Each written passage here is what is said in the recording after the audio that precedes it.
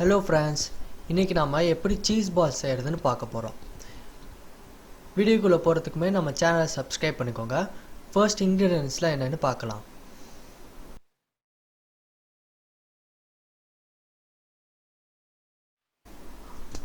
First ஒரு பவுல்ல ஒரு கப் ஸ்வீட் கார்ன்,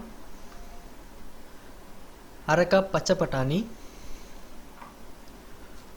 3 வேக வச்ச உருளைக்கிழங்கு,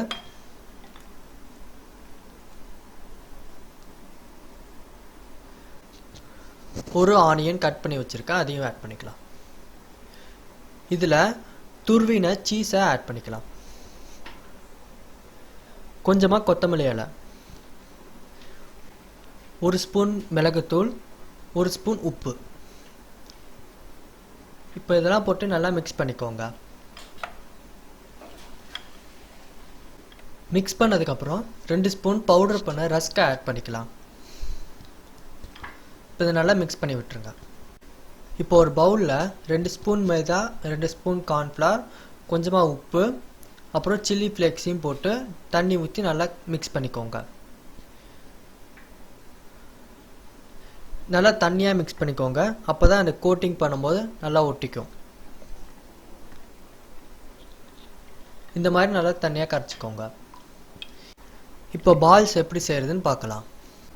இப்போ நம்ம மேஷ் பண்ணி வச்சுருக்க வெஜிடபிள்ஸ்லேருந்து கொஞ்சம் போர்ஷன் எடுத்துட்டு இந்த மாதிரி நல்லா ஃப்ளாட் பண்ணிக்கோங்க.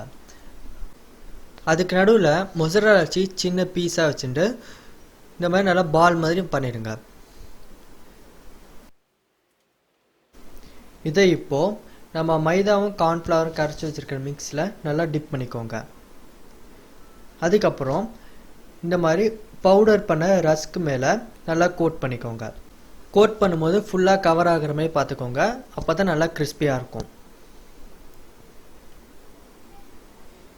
இப்போ இதை நம்ம ஃப்ரை பண்ணிக்கலாம். ஆயில் டெம்பரேச்சர் ரொம்ப ஹையாக இருக்கக்கூடாது, மீடியமாக இருந்தால் போதும். இதை நல்லா கோல்டன் ப்ரௌன் கலர் வர வரைக்கும் ஃப்ரை பண்ணிக்கோங்க. இதை ரொம்ப நேரம் ஃப்ரை பண்ணணும்னு அவசியம் இல்லை. இப்போ இது ரெடி ஆயிடுச்சு.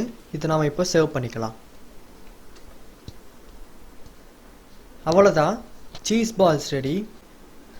இதை நீங்கள் ஃப்ரை பண்ணிவிட்டு உடனே சர்வ் பண்ணிடுங்க, அப்போ தான் இந்த மாதிரி நல்லா சீஸியாக வரும்.